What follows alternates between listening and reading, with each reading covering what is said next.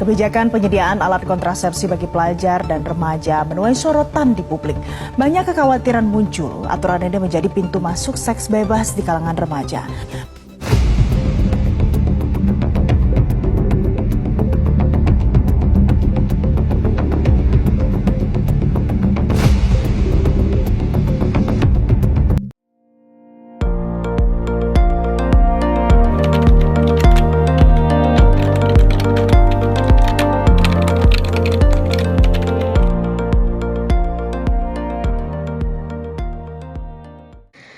Isu mengenai legalisasi kondom di sekolah merupakan topik yang cukup sensitif dan juga kompleks. Ini dipicu oleh kondisi kesehatan reproduksi remaja di Indonesia. Angka kehamilan yang tidak diinginkan, infeksi menular seksual atau IMS, dan juga aborsi terus meningkat di kalangan remaja. Ada argumen yang menyatakan bahwa melalui penyediaan kondom di sekolah ini dapat mencegah kehamilan yang tidak diinginkan, serta memberikan akses kepada remaja untuk lebih melindungi dirinya sendiri. Namun di sisi lain, ada argumen yang menyatakan bahwa melalui penyediaan kondom di sekolah ini dapat mendorong perilaku seksual di luar nikah, serta tentu saja ini berlawanan dengan nilai-nilai agama dan juga budaya masyarakat. Penyediaan alat kontrasepsi bagi remaja diatur dalam Peraturan Pemerintah Nomor 28 Tahun 2024 tentang Pelaksanaan Undang-Undang Kesehatan Nomor 17 Tahun 2023 Pasal 103 Ayat 4 menjelaskan bahwa penyediaan alat kontrasepsi merupakan sebagian dari pelayanan kesehatan reproduksi bagi remaja dan siswa. Peraturan ini menuai banyak perdebatan di masyarakat karena dianggap tidak sejalan dengan amanat pendidikan nasional dan membuka peluang perzinahan yang melanggar asas moralitas. Karena menuai perdebatan ini, peraturan tersebut diperjelas kembali bahwa penyediaan alat kontrasepsi digunakan oleh para remaja yang melakukan pernikahan dini dengan tujuan menunda kehamilan dengan alasan kesehatan dan ekonomi. Dengan diberlakukannya kebijakan ini, pastinya ada dampak positif dan negatif bagi remaja dan masyarakat.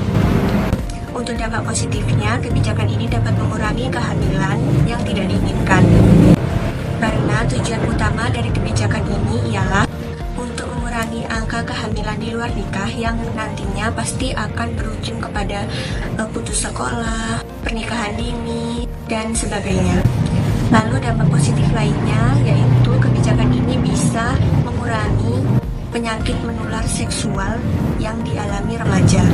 Karena dengan menggunakan alat kontrasepsi, remaja bisa menghindari resiko terkena penyakit menular seksual seperti HIV, AIDS, gonor, dan sifilis. Lalu untuk dampak negatif dari kebijakan ini yaitu kebijakan ini seakan-akan mendorong remaja untuk melakukan perilaku seksual. Ada kekhawatiran bahwa dengan adanya akses yang mudah untuk mendapatkan alat kontrasepsi ini, remaja akan lebih terdorong untuk melakukan hubungan seksual. Dampak negatif lainnya yaitu masyarakat berpendapat bahwa dengan adanya kebijakan ini dapat menurunkan nilai moral dan etika di masyarakat. Solusi untuk mengatasi tantangan kali ini, yang pertama, adanya peningkatan edukasi kesehatan reproduksi yang komprehensif di sekolah. Sekolah sebaiknya mengajarkan tentang seks dengan cara yang benar dan sesuai dengan usia. Misalnya, memberikan pengetahuan tentang kesehatan reproduksi dan memberikan peringatan akan bahayanya hubungan seksual yang tidak aman. Yang kedua, kerjasama antara sekolah, orang tua, dan pemerintah untuk memastikan pelaksanaan kebijakan yang bijak. Di sini, peran orang tua sangatlah penting dalam pendidikan seks anak-anak mereka. Peran orang tua penting dalam menanamkan nilai-nilai moral dan agama dalam mengelola informasi tentang seksualitas. Yang ketiga, adanya dukungan psikologis dan pencegahan. Di sini sekolah perlu menyediakan layanan konseling bagi siswa yang ingin bicara tentang masalah seks atau hubungan. Dengan begitu, siswa bisa mendapat penjelasan yang lebih jelas dan bijaksana. Selain itu, penting untuk mengajarkan cara pengendalian diri dan membuat keputusan yang baik agar bisa menghindari masalah. Yang terakhir, keempat, mengadakan diskusi terbuka. Sekolah bisa mengadakan diskusi terbuka atau forum terbuka yang melibatkan siswa, guru, orang tua, maupun pihak lain untuk saling berbicara dan mencari solusi terbaik mengenai permasalahan ini. Instalasi kondom di sekolah adalah isu yang krusial dalam membangun kesadaran remaja tentang pentingnya kesehatan reproduksi dan perlindungan diri. Dalam konteks meningkatnya angka kehamilan yang tidak diinginkan dan penyebaran infeksi menular seksual di kalangan remaja. Video diskusi ini menyoroti perlunya kebijakan yang tidak hanya melibatkan penyediaan akses, tetapi juga pendidikan yang komprehensif tentang tanggung jawab seksual, moral, dan juga kesehatan. Meskipun legalisasi kondom di sekolah bertujuan untuk melindungi remaja dari dampak negatif perilaku seksual yang tidak aman, penerapan kebijakan ini harus dipertimbangkan dengan matang.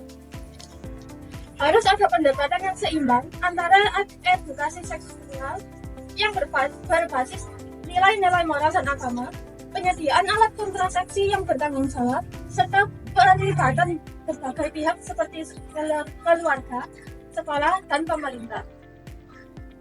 Dengan cara ini, remaja tidak hanya memiliki pengetahuan, tetapi juga mampu membuat keputusan yang bijaksana untuk masa depan mereka. Melindungi kesehatan remaja bukan hanya soal memberikan akses, tetapi juga menambahkan pemahaman tentang nilai, tanggung jawab, dan pentingnya menghargai diri sendiri serta orang lain.